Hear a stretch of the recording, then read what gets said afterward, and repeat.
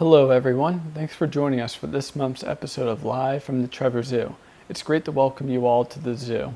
Before we get into today's show, we just want to thank all of the people who have visited the zoo since we reopened to the public on July 13th.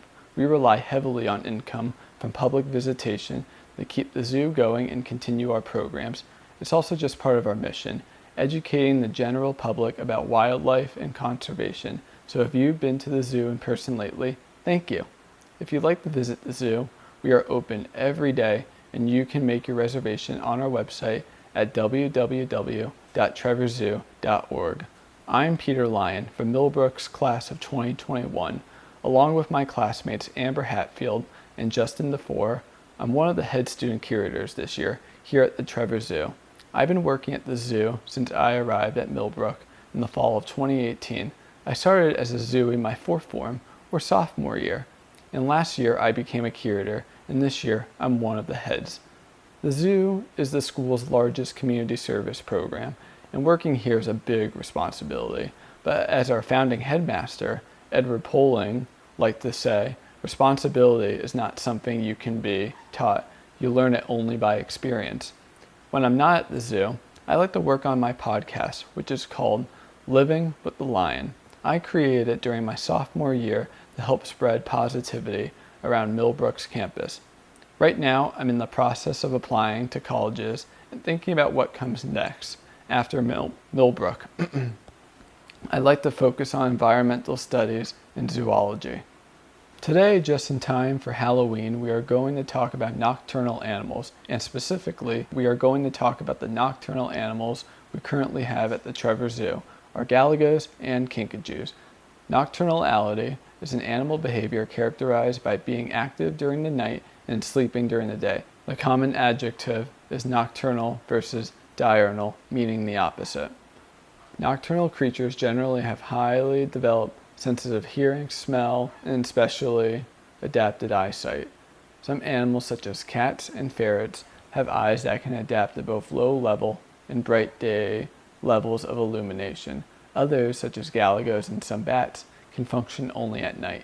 Many nocturnal creatures, including tarsiers and some owls, have large eyes in comparison with their body size to compensate for the lower light levels at night.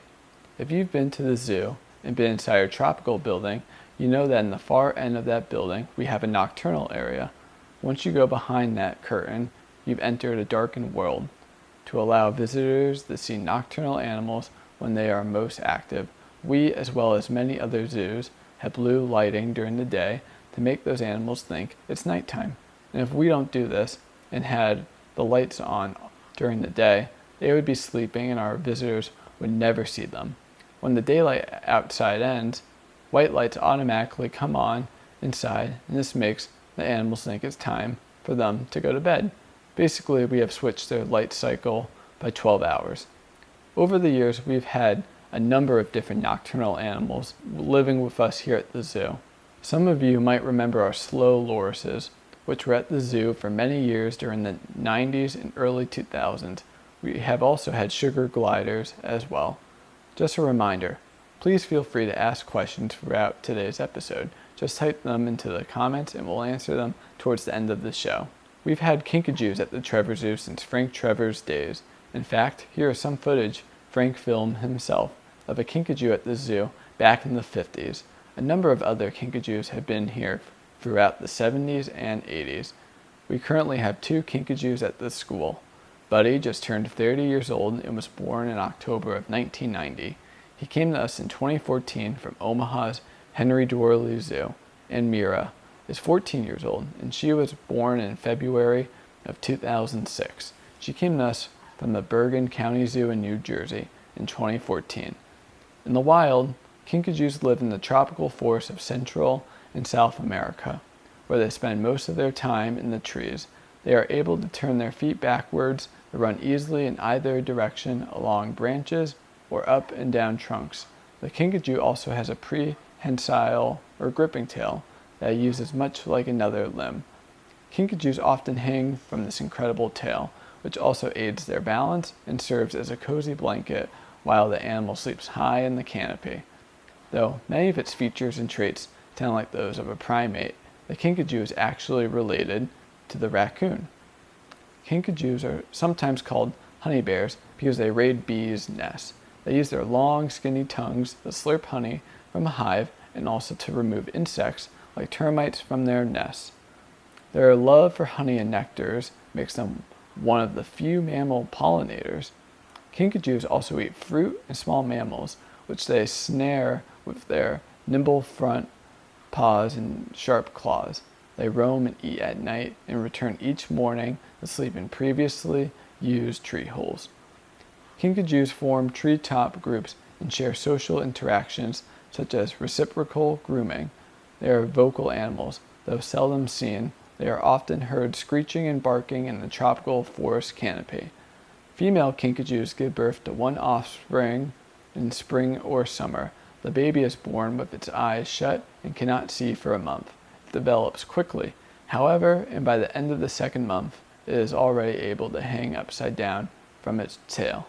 Galagos have been at the Trevor Zoo since the early 80s. We've had lesser galagos, Senegal galagos, and currently we have northern greater galagos. Martin, our male galago, is 7 years old. He was born in January of 2013 and came to us from the Memphis Zoo. Mitzi, our female, is 7 years old as well, born in August of 2013. She came to us from the Cincinnati Zoo. They have had one offspring, a male named Gus, who was born here in April of 2015. Galagos, also called bush babies, are small, saucer-eyed primates that spend most of their lives in trees. At least 20 species of galago are known, though some experts believe many are yet to be discovered. Also known as nagapis, which means night monkeys in Afrikaans, all galagos are considered nocturnal. Along with their big eyes, which help them see in low light, bush babies are adapted to nocturnal living with their large, collapsible ears that rotate independently like radar dishes to zero in on prey in the dark. The animals are expert jumpers, using powerful legs and extremely long tails to spring to great distances. This allows these primates to move quickly through the forest canopy or snatch flying insects out of the air. Galagos are found in forests throughout sub-Saharan Africa. Some species, like the South African galago, hang out in acacia trees on the savanna. Other species, like the brown greater galago, prefer more tropical and subtropical forests, while the Somali galago can be found in dry, thorny habitats.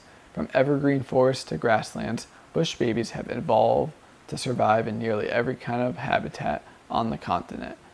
Galagos are omnivores. They eat fruit, insects, and the gum that oozes out of certain tree species. Some of the larger galago species will even hunt small animals, such as frogs and birds. Many galago species look so similar, it's difficult to tell them apart by sight alone. Instead, scientists often use the animals' distinct calls, which sound like a crying newborn baby, the likely source of their name, to differentiate between closely related species. Some species prefer to nest in tree hollows, while others hide out in the crooks of trees or tangles of vegetation while the sun is up. The Senegal bush baby has even been known to reuse old birds' nests or abandoned beehives for shelter. Family groups of 2 to 7 bush babies will frequently spend the day nestled together in their hollow, but will split up at night to look for food. Okay, so let's have a look at our nocturnal exhibit and take a look at how we care for the galagos and the kinkajous. All right, so this is our kinkajou diet right here, and it consists of some oranges, some pears, we have some sweet potato, we actually have some protein eggs for them today, and some Missouri biscuits, and these guys really love them. And over here, we have the galago diet, and it's mainly made up of kale, sweet potato, we have some bananas in here today, and we have some of this lovely stuff that I believe this is what we use for our tamarinds, and it's the same thing over here. Now let's go upstairs.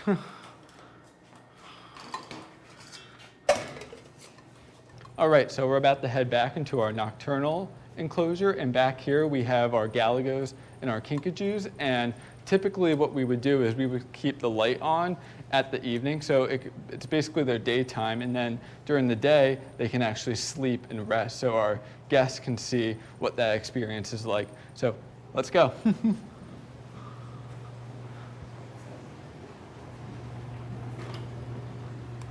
So here we are entering our Galago exhibit. This is our keeper area. And now we're heading into the exhibit. Hi guys. So we actually have 2 Galagos in here.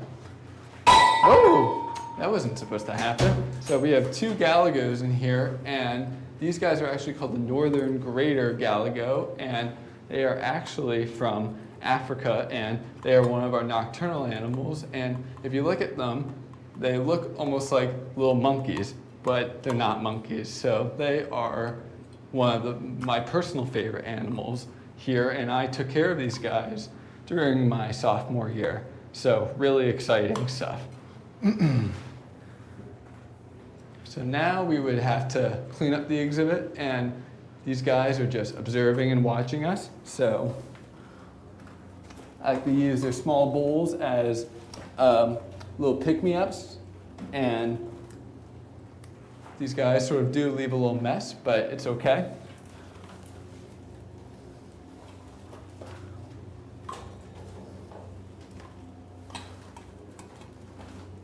But yeah, we feed these guys 2 times a day, both in the morning and at night, and we do give them enrichment. So their enrichment today is an orange. So I hope they really enjoy that, and let's head into the keeper area.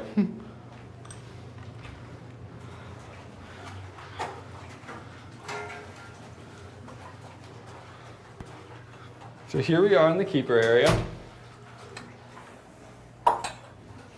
We actually see one in here right now.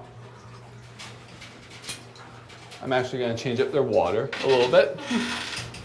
These guys are very jumpy, so we just need to be very careful when being in this space, because there have been times where they do go in the fish tank, and that was a really big mess. So we try our best to even these guys out and make sure that nothing bad is going to happen to them. Just give it a little scrub.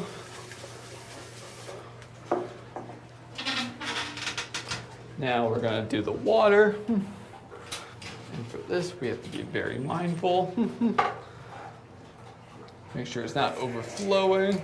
Whoa, that isn't supposed to happen. So just giving them some fresh water. We make sure that their water is all nice and clean, so because it's probably the same for us humans, we probably wouldn't like to drink nice dirty water, so we just make sure it's all nice and clean and fresh. So now we're entering our Kinkajou exhibit.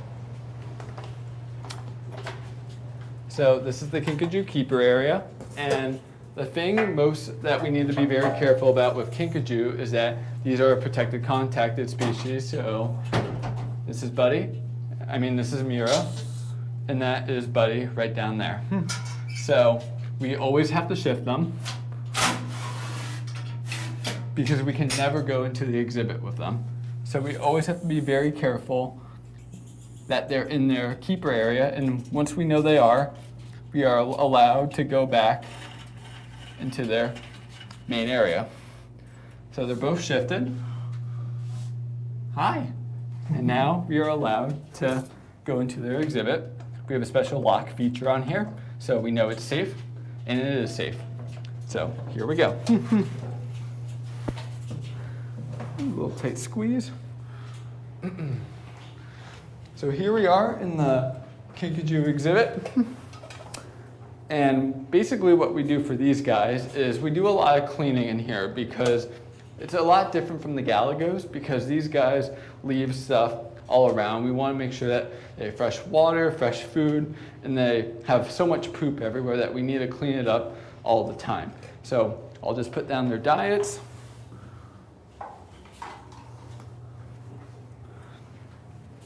I'll put one over here. I can use their old bowls as a little pick-me-up.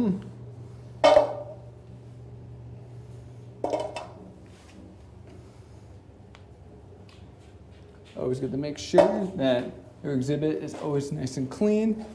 There's the extra bowl. There's a little extra biscuit. And now it is time to do some poop scooping. So these guys are carnivores, so this is our carnivore compost. And we always have to take it out at least every day or once a week, because after a while it gets really smelly. So we don't want a smelly box of compost in here. And it's always good to clean up their exhibit, because we just want to make sure that they have a nice, good area, and we just don't want to make it dirty for them, or else, like, I probably wouldn't like it if I had a dirty bed. We want to do the same with these guys. All right, compost should be looking good. My bad. And now we have to change up their water, which is also important. And that's to deal with most animals. And I'll just grab a little scrub brush. Here's the dirty water.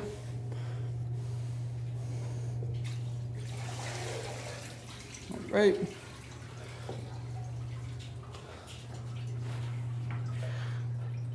Now we're gonna give it a little spray.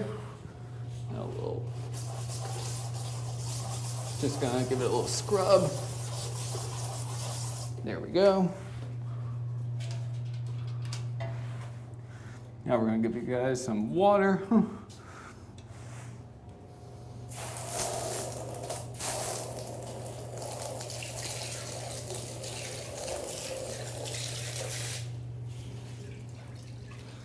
We always want to make sure that their bowl is all nice and clean. Sometimes this hose can be a little funky, but we're always trying to see if it works as best as possible. There we go. So it might be hard to hear because of the water, but it's always good to make sure that their water is clean, and then we can always clean their exhibit afterwards. We have a little spray that we use to clean their exhibit. Make sure that there isn't any poop or anything gross and disgusting in here. So just want to make sure that their exhibit is nice and clean.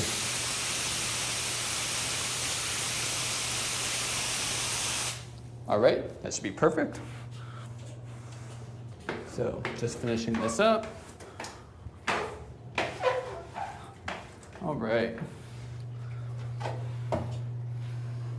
That is looking kind of good to me. All right, we can close this up. Make sure it's locked.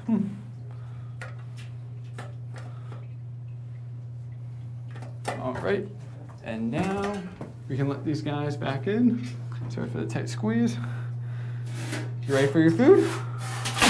There we go. Whoops, my bad. Hey, it's dinner time. It's dinner time. Go. It's dinner time. There we go. All right, hope you've enjoyed Kinkajou.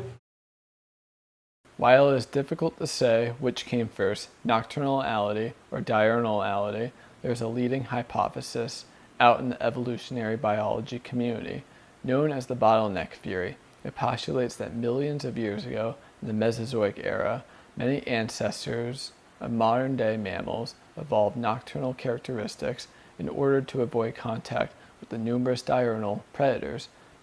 Being active at night is a form of niche differentiation, where a species' niche is partitioned not by the amount of resources, but by the amount of time. Hawks and owls can hunt the same field or meadow with the same rodents without conflict, because hawks are diurnal and owls are nocturnal. This means they are not in competition for each other's prey. Nocturnality is a form of CRYPSIS, an adaptation to avoid or enhance predation. One of the reasons that lions prefer the hunt at night is that many of their prey species, such as zebra and antelope, have poor night vision. Many species of small rodents, such as the large Japanese field mouse, are active at night because most of the dozen or so birds of prey that hunt them are diurnal. Another reason for nocturnality is avoiding the heat of the day. This is especially true in arid ecosystems, like deserts, where nocturnal behavior prevents creatures from losing precious water during the hot, dry daytime. Climate change and the change in global temperatures has led to an increasing amount of diurnal species that push their activity patterns closer towards crepuscular, which is when an animal is active at dawn and dusk, or fully nocturnal behavior.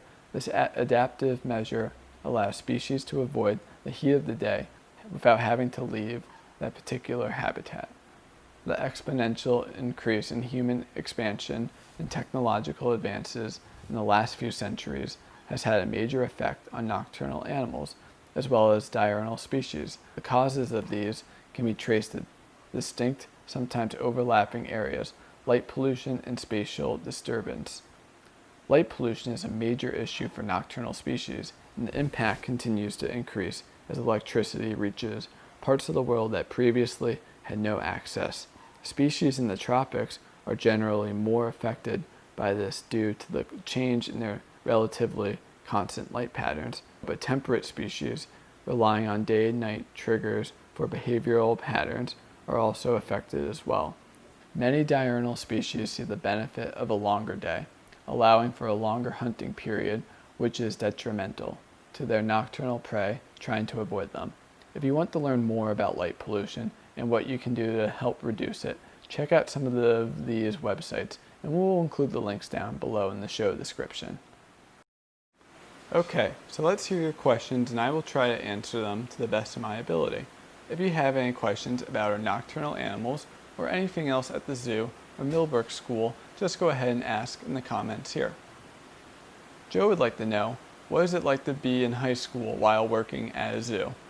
That is a great question, Joe, and basically it's a lot of hard work, a lot of hard dedication, and it's a really fun experience because we're the only high school in the country that has a accredited AZA zoo, and I'm very proud of the work I do every single day, and it's very awesome and very rewarding. So yes, and if you would like to know more about Millbrook, you can visit the Millbrook School website at www.millbrook.org.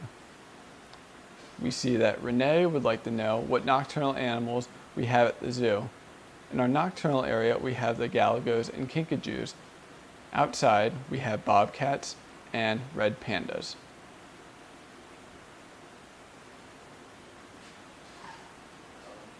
Ron would like to know what you're thinking about for your CES project. For my CES project, Explain what CES are. so a CES is a culminating experience for seniors. So it's a project that a senior does during their sixth form year, and that is a really great question. I haven't thought about it, but I'm thinking about doing some research down at the zoo or doing some sort of science-based experiment. So thanks for that question.